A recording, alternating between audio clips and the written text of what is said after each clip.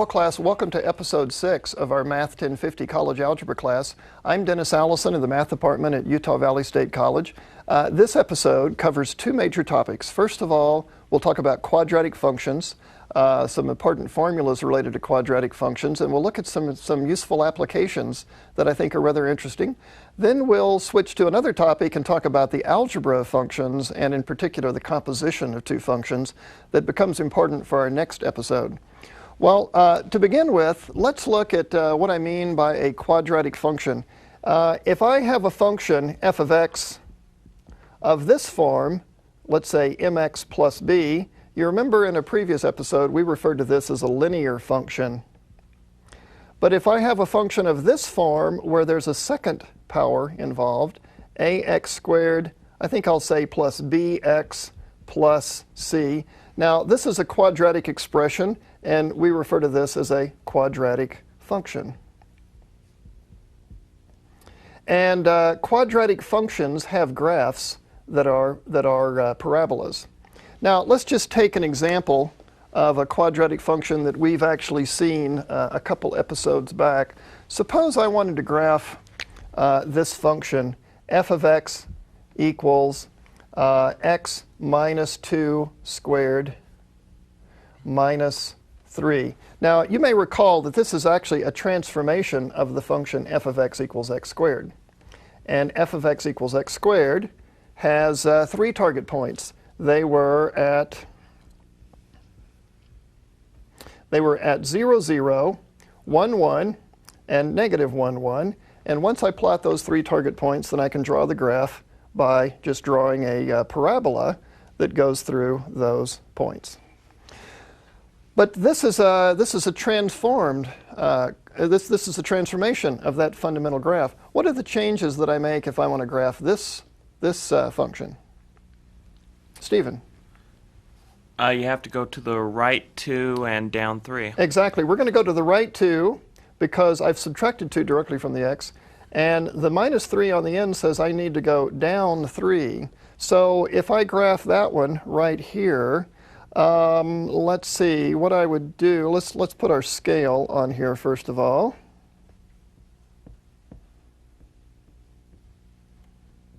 This is the x-axis, this is the y-axis. So I'm going to take my origin and move it to a new position. I'm going to go over 2, and I'm going to go down 3.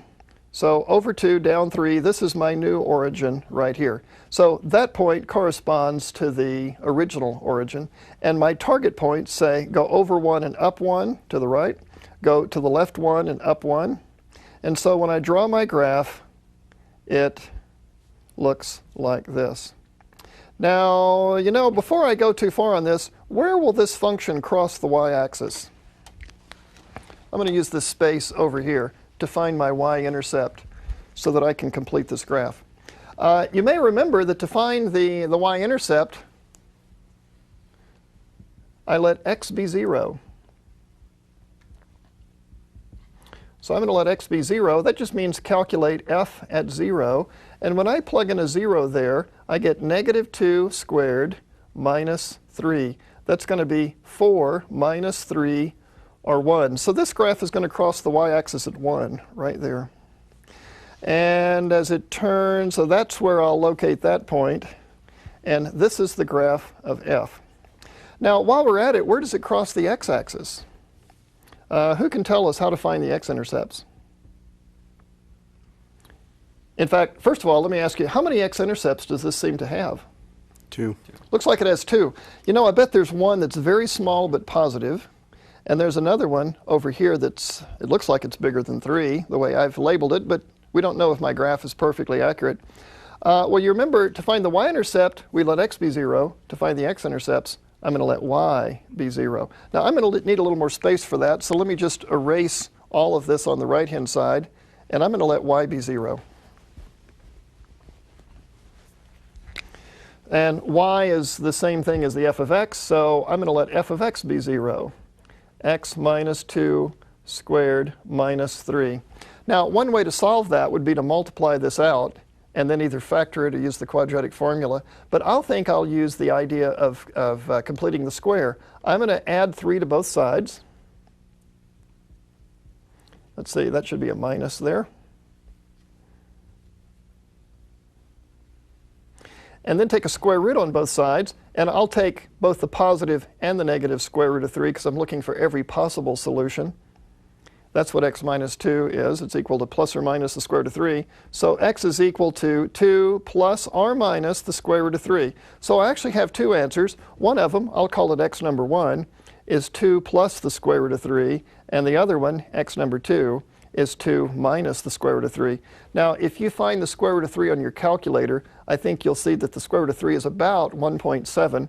So x1 here is about 2 plus 1.7, which makes that 3.7. So when I said the x-intercept was a little bit larger than 3, that's fairly accurate. That's about 3.7 right here. The other number we said should be positive, but pretty close to 0. Let's just see. If I substitute in 1.7, an approximation of the square root of 3, that's 2 minus 1.7, and that is 0.3. Yes, so that number should be, well, right about there. I didn't draw my graph quite through it, but that's where it should have been. You know, the problem with the numbers like the square root of 3 is these are irrational numbers, and so as decimals they extend indefinitely, and they have no pattern to them. So when you find the square root of 3 on your calculator, you really don't find it exactly. You find it out to maybe 8 or 10 decimal places, but the last decimal place is rounded off. And this number goes on forever, and there's no pattern. So who knows what would be the next digit after the digit you see on your calculator. So it's a lot easier to just call it the square root of 3, and that's considered exact as opposed to using a 1.7, which is an approximation. It's just that when I go to actually plot a number, I need to have something more than this, so I did use the approximation in that case. Okay, well, with that idea, let's consider a quadratic function, and let's see if we can just guess where its vertex lies without actually drawing the graph. Oh, by the way, the word vertex, I'm using the word vertex here. In the graph that I just drew, you remember we said we went over 2 and we went down to -3, and I located that lowest point before I drew this parabola. This lowest point, this point where the parabola turns around, that's the vertex. It comes from Greek. It has a Greek origin. So finding the vertex means to find the lowest or the highest point on a parabola. If the parabola is inverted, it would be the highest point. Okay, let's take this function. I'm going to call this function p of x because it's a polynomial. A quadratic function is a polynomial. P of x is equal to 2 times x plus 4 squared minus 1. Now, if I were going to graph this, I would shift it 4 units to the left, and I would shift it 1 unit down. And what does the 2 do to the graph? Stretches it vertically. That's going to be a stretch. Yes, we're going to stretch the target points up above the horizontal line through the new origin. So that says that if I were to move, let's see, let me draw that a little better. If I were to move from the origin over 4 to the left and down 1, what would be the coordinates of the vertex? Susan. I actually have a question. Oh, okay. Why are you moving it 4 to the left and not 4 to the right? You see, if you add a 4 directly on the x, then you move it in a negative direction. Now, if I had added 4 on the outside, I would move it straight up. I'd move it in a positive direction vertically. But it's a little tricky when you add a 4 directly to a variable, it moves it in the opposite direction, so I go in the negative direction. Well, I guess the question is, where's the vertex? What are the coordinates of the vertex? -4, -1. -4, -1. So the vertex, I'll call it point V, is at -4, -1. And you know, I really didn't have to draw this graph over here. I could have gotten that information directly from the equation. So I'll do one more like this. Suppose I have the quadratic function f of x equals -1/2 times x plus 2 squared plus 5. Where's the vertex of this quadratic function, of this parabola? Sam, what would you say? I'm not sure. Okay, Matt, what would you say? Where's the vertex? Oh, let's see. Vertex would be at -2 -2, yeah. and +5. +5, because see, that says shifted up 5 units. So if I go to the left 2 units, that puts me at -2, and if I go up 5 units, that puts me at +5. You notice this coefficient had nothing to do with the location of the vertex, but it does have an effect on the graph. The negative flips the parabola over, and the 1/2 compresses it. So if I were going to move from this new origin where the vertex lies, I would go out 1 on either side, and I would go down 1/2 because it's been compressed and it's been inverted. Okay, so if the quadratic function is given in this form, where I have a binomial squared and a constant, this is sometimes called the standard form. I can just pick out what the coordinates of the vertex are. But suppose I have this situation. Let's say I have the quadratic function f of x equals x squared minus 6x plus, let's say plus 8. Well, this is a quadratic function. You notice it's in the form, it's in the standard form that I gave you earlier, ax squared plus bx plus c. Looks like a is equal to 1, b is equal to -6, and c is equal to 8. So the question is, what's the vertex of this parabola? Well, I can't tell in this form, but if I complete the square and get it into that form, I think I could name the vertex. So I'm going to complete the square by separating the x's from the 8. Now, what number would I add right here to complete the square of that trinomial? Stephen, what would you put? 36. Oh, wait, 9. Plus 9. Yeah, tell us the rule for deciding how to get a 9 there. You take half of the middle coefficient Right. and square it. Exactly. First of all, you have to have a 1 on the x squared. If there's a 2 on the x squared, I'd factor out a 2 or somehow move it away from these terms. But there's a 1 there, so everything's fine. I take half of the coefficient of the middle term. Half of -6 is -3. And then Stephen said he squared it and he got 9.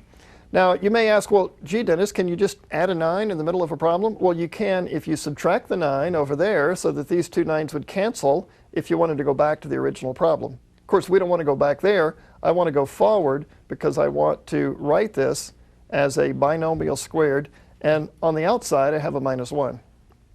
Well, now you notice this looks a lot like what I had up here. So I think I can name the vertex for the function little f. And the vertex is, let's say it's an ordered pair. What would you say it is, Lene? 3, -1. 3, -1. Exactly, 3, -1.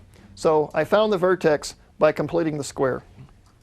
Let me do just one more of those, since I think maybe a couple examples have to make that clear. This time I'm going to put a coefficient on the x squared. Let's call this function capital P of x, P for polynomial. And let's say this is 2x squared minus 14x plus 5. Okay, the question is, what's the vertex? So I'm going to complete the square, and first of all, I have to get my variables separated from the constant term 5 over here. And I'm not ready to take half the middle coefficient and square it because I have a coefficient on the x squared other than a 1. So I'm going to factor out a 2 right there, and that says x squared minus 7 in parentheses. There's a plus 5 over here. I'm not factoring a 2 out of the 5. The 2 is only being factored out of the 2 terms with x's in it. Now I'll take half this coefficient and square it. Let's see, half of -7 is -7 over 2. And then I have to square it. And when I square it, I get 49 over 4. So the number I need to add on here is 49 over 4. So I have to counterbalance that by putting something on the other side, on the other side of the 5. Well, you know, I'm putting in not 49 over 4, I'm putting in 2 times 49 over 4. And if I double 49 over 4. I get 49 over 2. So what I've actually added in here is 49 over 2. So on the other side, I'm going to subtract 49 over 2. And if I factor this trinomial, this will be x. There's a minus in the middle. And if I take the square root of 49 over 4, I get 7 over 2.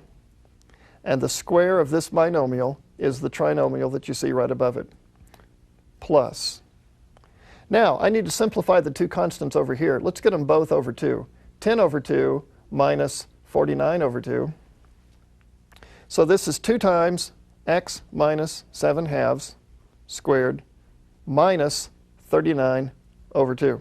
Well, this is a little messier than the last problem because I have fractions in it, but we could still name the vertex. The vertex lies at, let's see, this tells me I have to shift the graph to the right, 7 halves. This says I have to shift the graph down, 39 halves. So the vertex is at 7 over 2, negative 39 over 2. If you want, you could say 3.5, comma, negative 19.5. But I think it's more compact to write these as what they call improper fractions right here. That's the vertex. Well, I've done 2 problems basically the same way. This one was a little bit longer because I had to contend with the coefficient of 2 there, and also because I had fractions involved. Makes it look a little bit more complicated. There's a shortcut to this process. Let's start over again, and I'm going to go through this procedure one more time, but I'm going to use variable coefficients. And I'll end up with a formula that'll save me all that work. Suppose we have the function f of x equals ax squared plus bx plus c. The only difference is now I'm using variables for the coefficients rather than particular coefficients. I'm going to complete the square in this expression. And so I have f of x equals the quantity ax squared plus bx, and the c I'll move to the outside, just like I did in the last example with the plus 5. What am I going to have to do before I decide what goes in this position? Factor out the a. Have to factor out the a, right. So if I factor out the a, just like in the previous example, I factored out a 2. This will be x squared plus b over a x, and over here is plus c. You see, when you say factor out the a, that means you have to divide by a inside. So I get a 1x squared, and I get b over a times x. Well, this is looking a little nasty, but actually it works out rather nicely. If I take half the b over a, I'll do that over here on the side. If I take half of b over a, I'm going to square that to put in the third position. Let's see, half of b over a is b over 2a. And when I square that, I get b squared over 4a squared. b squared over 4a squared. So I have to decide what to put on the right-hand side of c to balance that. Well, I'm not putting in just b squared over 4a squared. I'm putting in a times that. And a times that is, let's see, that a would cancel. That's b squared over 4a. So what I've actually added here is the product a times this rational expression. So I need to subtract that off. Subtract off b squared over 4a. You notice that doesn't look exactly the same as what I put here, but it's because I'm replacing this product. Okay, let's use this space now to factor our trinomial. I have a times a quantity plus, over here, c minus b squared over 4a. Let's see, can anyone tell me how you'd factor the trinomial? Stephen. X plus b over 2a. Yeah, x plus b over 2a. And I'm going to write this one more time, and I'm going to put this over a common denominator over here.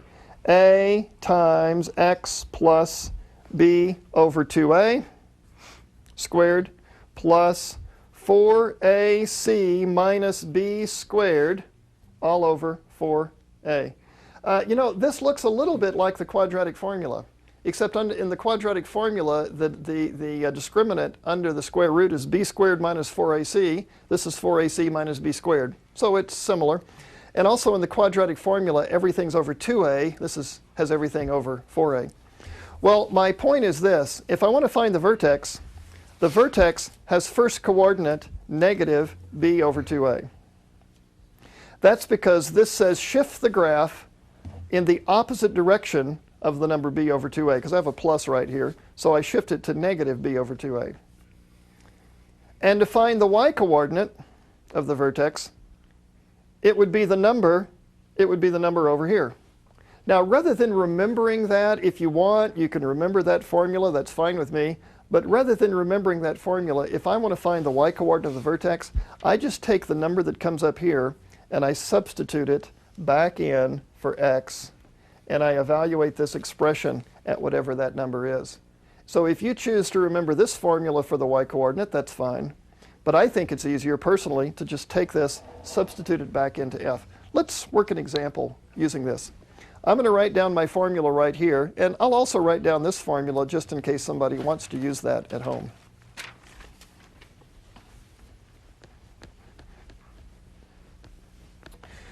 Let's see, the very first example I worked where I had to complete the square, I think looked like this. I had the function f of x equals x squared minus 6x plus 8. And the formulas I'm using is that for the vertex, there are two coordinates, an x and a y coordinate. The x coordinate is negative b over 2a. And the y coordinate, what I suggested is you go back to the original function f and you evaluate it at negative b over 2a. Now, in a lot of textbooks, the x coordinate of the vertex is called h, so I'm going to put an h there.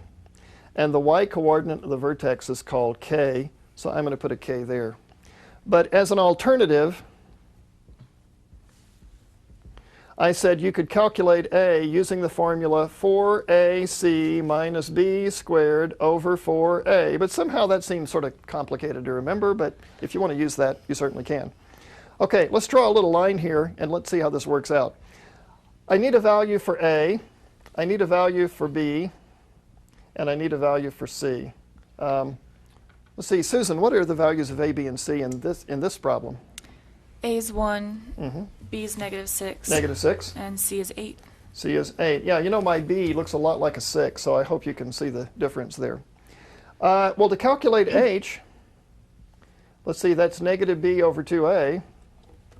That's going to be negative 6, which is 6, all over 2a. 2a is 2, and so I get a 3. H is 3.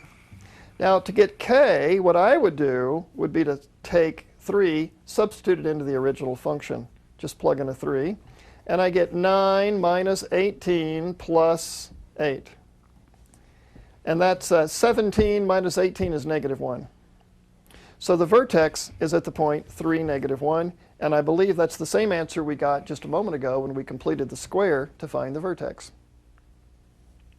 Someone may say, could you work that to calculate k using your formula over here? Well, let's just try that and see. And I'm going to erase this space right here and see if I come up with the same value for k. Okay, the formula says k is equal to 4ac minus b squared over 4a. So if I substitute in our numbers, I have 4 times 1 times 8 minus negative 6 squared all over 4. And that's 32 minus 36 over 4. Let's see, that's negative 4 over 4 is negative 1, and that's exactly what we got over here was negative 1. So if you would like to remember that formula, that's fine. Or the alternative is to substitute the h value into the function and just calculate the function value there. Okay, now there are applications for this. You know, we're not just finding vertices just because we think they're fun to find, but there are actually applications for this in the real world. So let's go to the next graphic. This is a, let's see, let's go to the next graphic for the garden problem. Yeah, this is a problem that we talked about last time when we were using a function to model a real-life situation. You remember in the last episode we described a property owner who planned to use 120 feet of fencing to construct a rectangular garden beside her garage, what would be the largest enclosed area if she enclosed all 4 sides? Now, that's not exactly the way the problem was stated before. Imagine that I have 120 feet of fencing, and let's say the fencing comes on a spool like this. And let's say we're going to make a rectangular garden so that I have to fence all 4 sides. Then let's say I put X here and I put X here. How much fencing would be left over for the other 2 sides?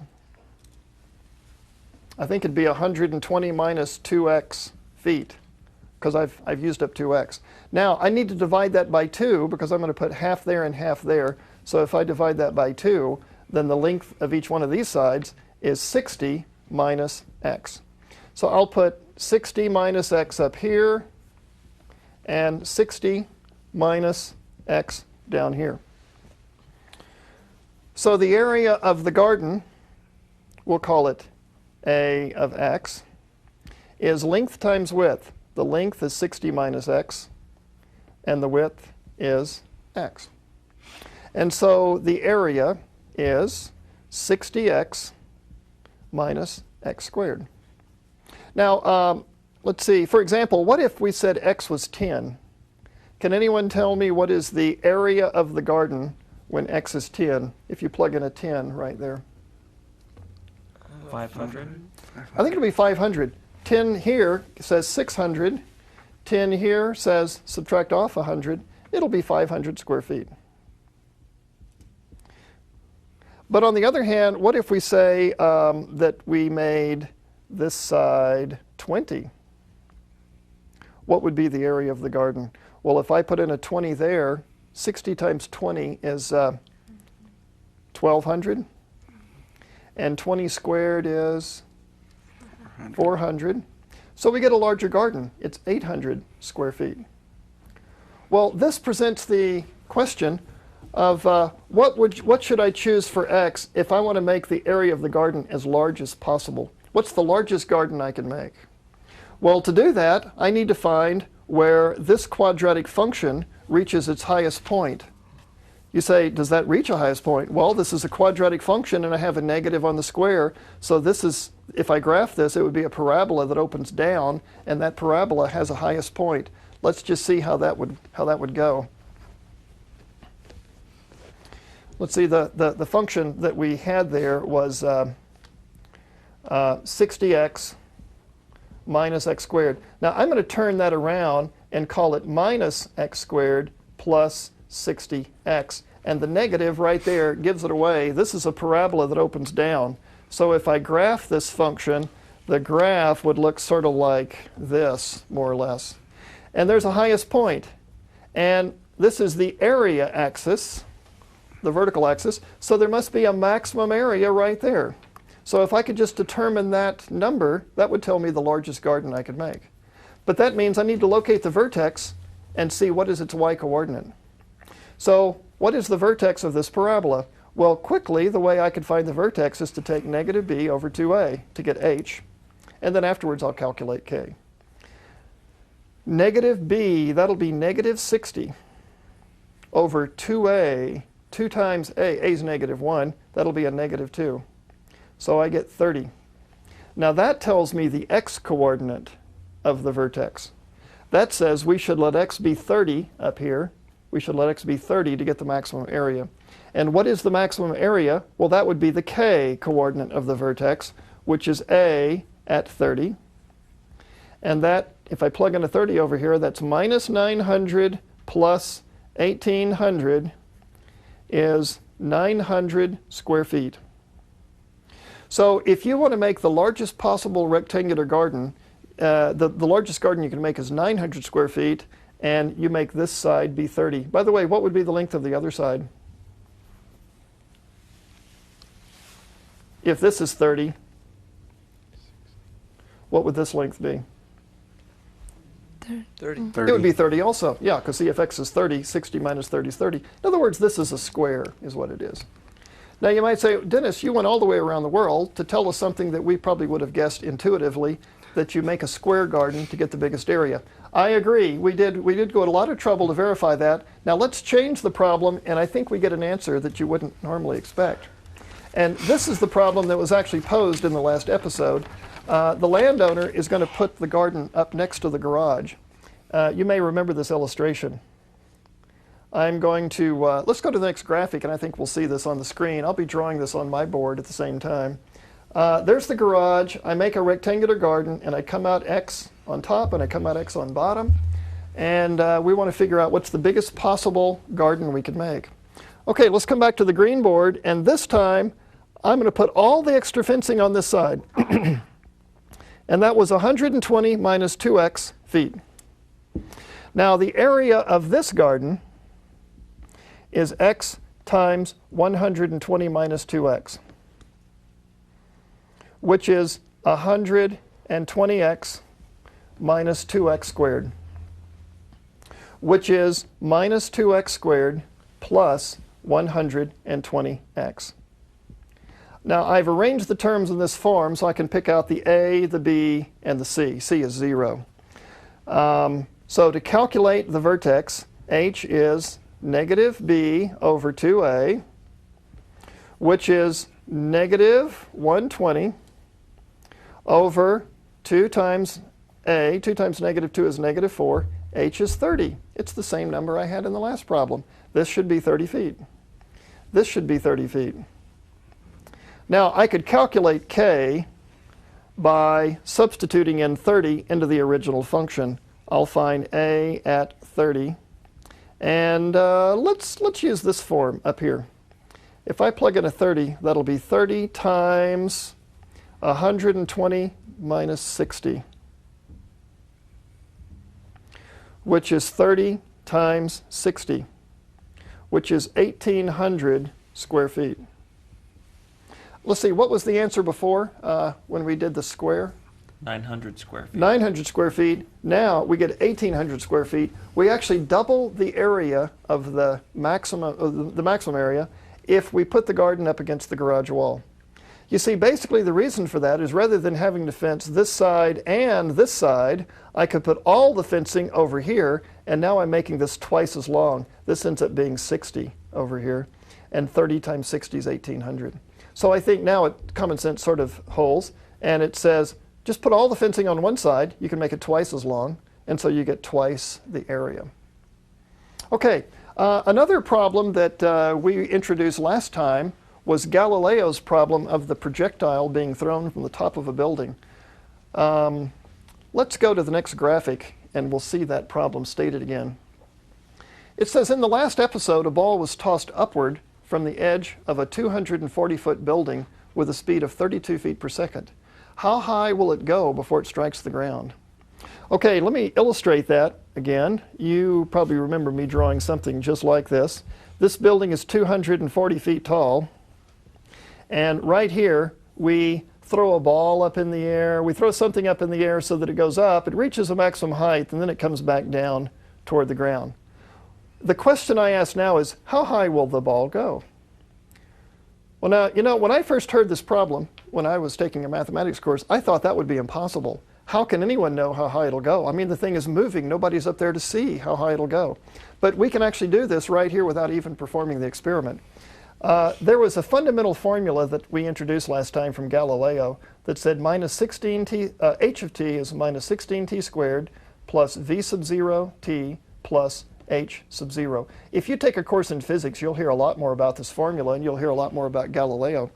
In this problem, what was v sub 0? That was the initial speed. 32. 32 feet per second. And what is h sub 0? That was the initial height. 240. 240. So this says h of t is minus 16t squared plus 32t plus 240. This is a quadratic function, and I'm looking for the maximum height. It's a maximum because if I were to graph this, this is a parabola that opens down because there's a negative on the square term. It opens down, so it has a maximum height. So to find the maximum height, I'll locate the vertex. First, I'll calculate h, negative b over 2a, which is negative 32 over 2 times negative 16. Let's see, now that's negative 32 over negative 32, that's 1. Now, h is a first coordinate, so this represents time. That would be 1 second. So after 1 second, it's at the maximum height. Now, what is the maximum height? I'll calculate k, because k is the function value. The function values give heights. I'll find h at 1. If you'd prefer to use that formula that we created, 4ac minus b squared over 4a, be my guest, go ahead and use it, but I think this is quicker. I'll substitute in a 1 here and here, so that I get minus 16 plus 32 plus 240. Let's see, this gives me 16 plus 240 is 256 feet. That's how high the object goes. Now, you might say, Dennis, if I go out, get on top of a building 240 feet tall, and if I can actually throw an object straight up with the initial speed of 32 feet per second, will it actually go 256 feet high? Well, you remember this function is a model, and we haven't taken into account air resistance, wind, things like that. So in a vacuum, this is how high it should go. In real life, it may go just a little bit less than that. But this is a fairly close approximation of how high it'll go. If we could do this in a vacuum, for example, there's a vacuum on the moon, there's no atmosphere on the moon, then this should be accurate. But on the moon, I would change that negative 16 to a different negative number because the acceleration of gravity on the moon is different. And that constant is based upon the fact that we're doing this on the Earth. Okay, let's see. Let's go to the next topic here, and that is the algebra of functions. So we're going to shift gears. We're going to leave quadratic functions now. You know how to find the vertex of a quadratic function two ways. You know that you can complete the square and write the quadratic function in standard form and pick out the h and the k. Or you can use the formula for h, negative b over 2a, and then calculate the k coordinate.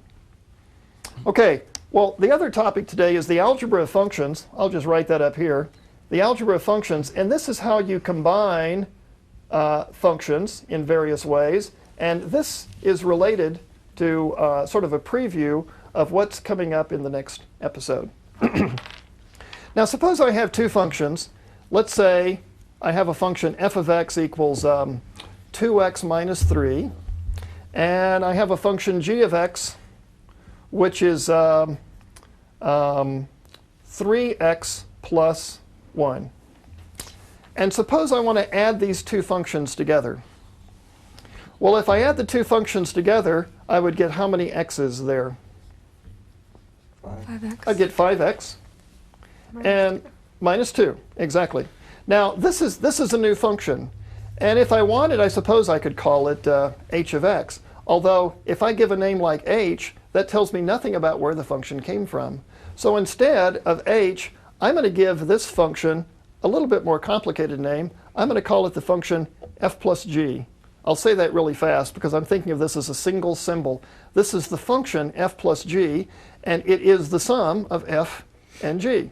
So that's sort of a natural name for it.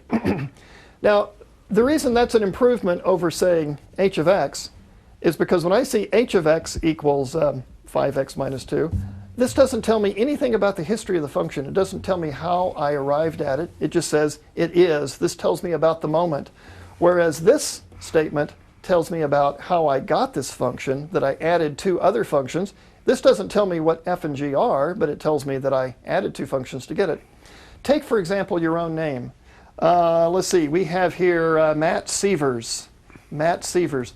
Now, Matt is his given name, but Sievers is his family name. That says that sort of in a historical context, he comes from the Sievers, shall we say, the tribe or the clan called Sievers. So it says a little bit about his history. So Matt's his own person, but he belongs to a certain clan or tribe called the Siever tribe. Probably the clan of his father, because that's sort of the tradition in American culture anyway, is to take your father's last name. So this tells me a little bit about the history of the function that I've created here. It was formed by taking f and g together. Suppose I were to say I'm thinking of a function. I'm going to call it the function f minus g of x. Now, this is a single function, but its name is f minus g. It's a hyphenated name. No, actually, it's not hyphenated. That's a subtraction. But sort of like people today have hyphenated names. Well, kind of think of it this way. It's a single name. What would you guess would be the rule for the function f minus g? Negative x minus 4. Negative x minus 4. Yeah, I think what Stephen was doing is he was subtracting those two. In fact, let me just fill in some details for that. I think he was taking 2x minus 3, and he was subtracting 3x plus 1. And then he reduced that, so he had 2x, take away 3x is negative x, and minus 3 minus 1 is minus 4. Now, you know, sometimes I have students who say, oh, Dennis, I see what you did. You just distributed the x across the f minus g, like f times x minus g times x. Well, that's not really true, because this isn't multiplication. This is a function of x. And we just define f minus g of x. We define it to be f of x minus g of x. But this was not multiplication, because this is one function. I'm taking a function of x, and it just happens to look like multiplication, but it's not. That's not actually what's happening. Okay, another situation. I'm thinking of yet another function. This function I'm going to call fg of x. fg of x. What do you think that means, fg?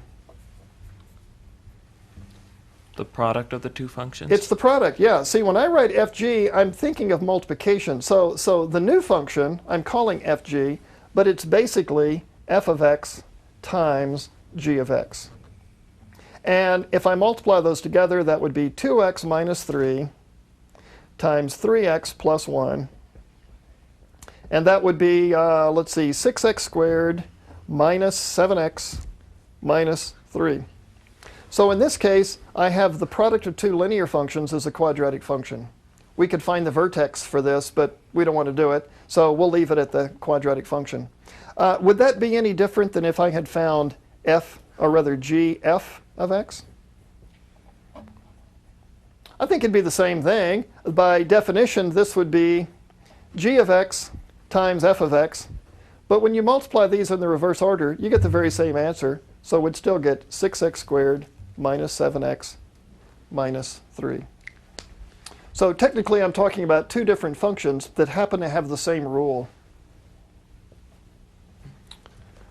You can probably guess what's coming next. We've just done the sum of two functions, the difference of two functions, the product of two functions. So now comes the function f slash g of x.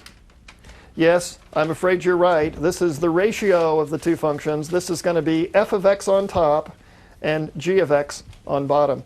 So if I see f slash g, it just means take the ratio of those two. And that's going to be 2x minus 3 over 3x plus 1. What was the domain of the original function f? All real numbers. All real numbers. What was the domain of the original function g? All real numbers. But what's the domain of the function f slash g? All numbers except for negative 1/3. Exactly, because we can't divide by 0. And this is 0 if you put in a negative 1/3 for x. You get negative 1 plus 1 is 0. So sometimes when you combine two functions and other functions, you can have a domain that changes. This one has a restricted domain. Its domain, the domain of f slash g, is all real numbers except negative 1/3 in that case.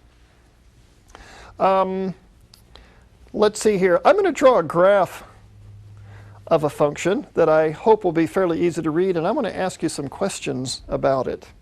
The graph of the function looks like this. Here's the x-axis. Here's 3. Here's negative 3. I'm running out of room, so I'll say that's 2. And this is negative 2. Now, suppose this function looks like this. It goes diagonally up to this point. That's the point negative 2, 1. Then it goes diagonally down to this point. That's at negative 1. And then it goes horizontally over to here. And then it goes diagonally up right there. Okay, that function I'm going to call f. Now I'm going to draw another function on top of this. I'm going to make it dotted so we can tell the difference. That function starts right here at -3, and it's dotted all the way over to there. And then that function comes down at a 45-degree angle to 2. And then it goes horizontally. That's supposed to be right on the x-axis, but I'll put it just above it so you can see it, and it goes over to 3. I'm going to call that function g. Now, just looking at that graph, what would you say is f at 1? F at 1. Let's see now. Here's f at 1. F at 1 should be what number? -1. -1, right. Just looking at that graph, what would you say is g at -1? I'm just picking -1 at random. What is 2. g? Yeah, it looks like at -1, if I go up to g at -1 is 2. Does everyone agree? Mm-hmm. Okay. Looking at that graph, what would you say is f plus g at 0? You say, well, Dennis, you don't have the graph of f plus g here. Well, f plus g is defined to be f at 0 plus g at 0. You remember that was the definition of f plus g. At 0, I'll take f at 0 plus g at 0. What is f at 0? -1. Looks like that's -1. And what is g at 0? 2. G at 0 is 2. So the answer is 1. F plus g at 0 is 1. What would be g minus f at -2? Let's see, that would be g at -2 minus f at -2. 1 minus 2. Let's see, g at -2. G at -2 is, how much did you say, Lenny? Oh, 2. It'd be 2, yeah. This one is 2. Minus, what's f at -2? F at -2 1. is 1, yeah. So I get 1 there also. It just so happens both these answers turned out to be 1. I didn't know that was going to happen. Let me ask you one more question. What would be f slash g at 3? F slash g at 3. Undefined. Ah, very good. It's undefined. It's kind of a trick question. You see, this is actually f at 3 divided by g at 3.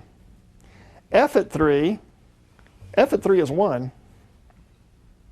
G at 3 is 0. And that's undefined. What that says is 3 is not in the domain of f slash g. This is undefined. It has no value. On the other hand, I think I could have turned it around and said, what is g slash f at 3? And there would be an answer. Because that would be g at 3 divided by f at 3. And that would be 0 divided by 1. Let's see now, can you divide into 0? We can't divide by 0. Can you divide into 0? Sure. Yeah, sure. And 1 goes into 0 times. So the answer is 0 in that case.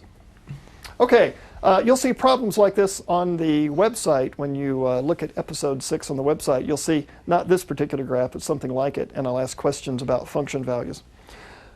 Let's see, I guess we've talked about 4 ways of combining functions. We could add, subtract, multiply, and divide functions. But now, what if we take one more way to combine functions? Let's see, the 2 functions I had here were, help me out, I think it was 2x plus 3, and the other function was 3x minus 1. Is that what I just had? 2x minus 3, 3x plus 1. 2x minus 3, thank you, and 3x plus 1? Mm-hmm. Okay, so here's the 4th way of combining functions. It's called the composition of 2 functions. The composition of 2 functions. Now, what I'm going to do is I'm going to start off by taking g of x. And then I'm going to take f of that. So I'm actually taking a function of a function. And this is abbreviated by putting f with a little circle dot g of x. That little circle dot there is elevated right in the middle between the g and the f and the g. Now, because g is closest to x, it's the one on the inside. Because f is on the outside, or f is further out, that's why it's on the outside. Now, the way I would evaluate this is I would work from the inside out. I would substitute for g of x 3x plus 1. And then I would take f of that. Let's see now, f of that, what would it be? Well, over here it says whatever you plug in for x, you're supposed to double it and subtract 3. So I'm going to double this and subtract 3.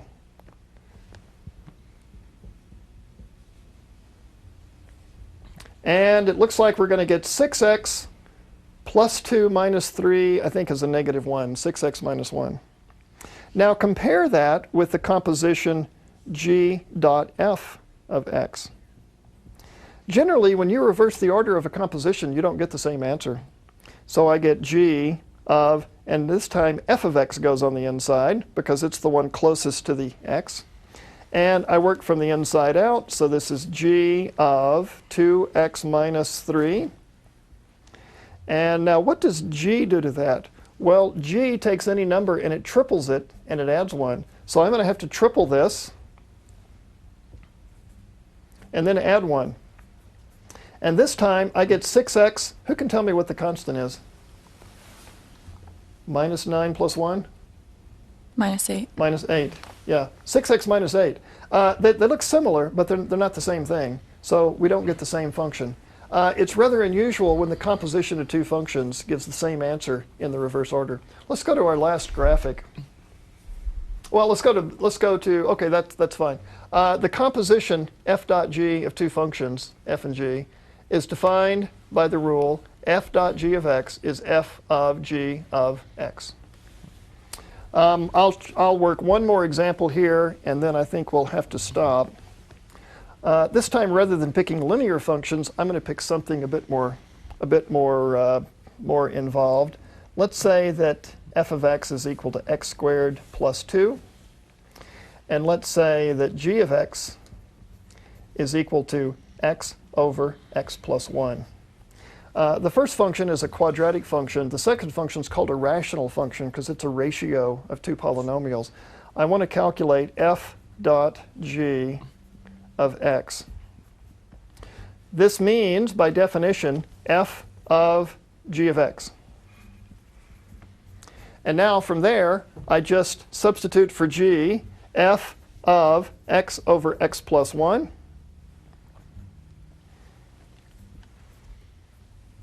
So now f goes to work on this rational expression. What does f do to any number x that I plug in? What do I do to the number I plug in? Square it and add 2 to it. Square it and add 2. Okay, now this time I have a rather complicated thing. I'm going to have to square it and add 2. So that'll be x over x plus 1 squared, and then I add 2. That's going to be x squared over x plus 1 squared plus 2 times x plus 1 squared over x plus 1 squared. You see I'm getting a common denominator here.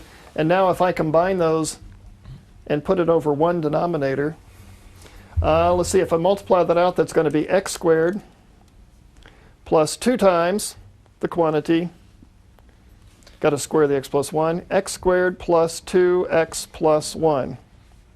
And when I combine those, can anyone tell me how many x squares I'll have altogether on top? 3. 3x squared. Yeah, 3x squared. And then I'll have plus 4x. And then I'll have plus 2. You may or may not want to square this denominator.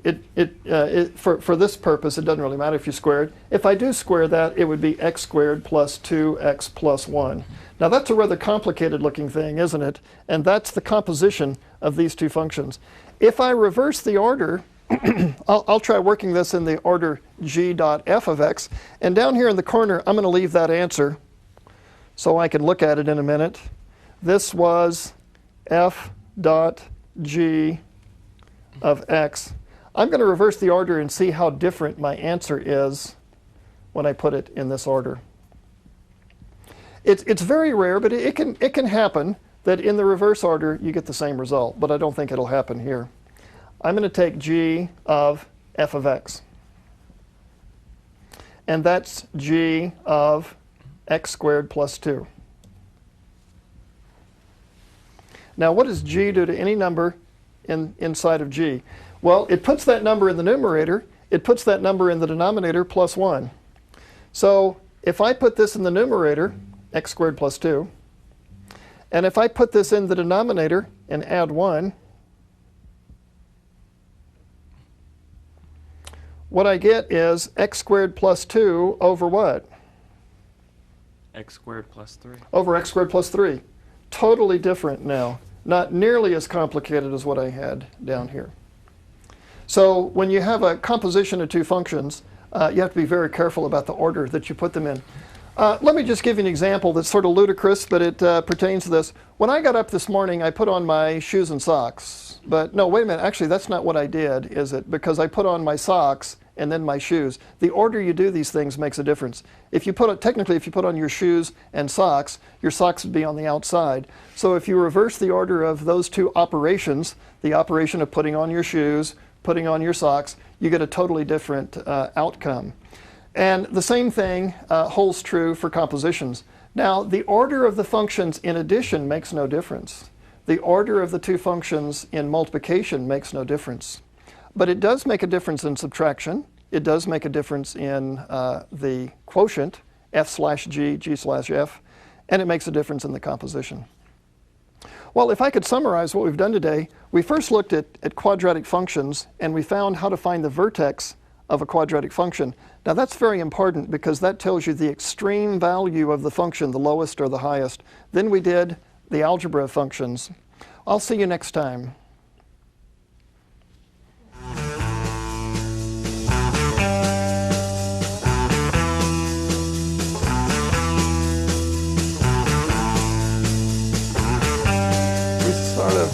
Yeah, we got Matt Sievers right. I told him about that.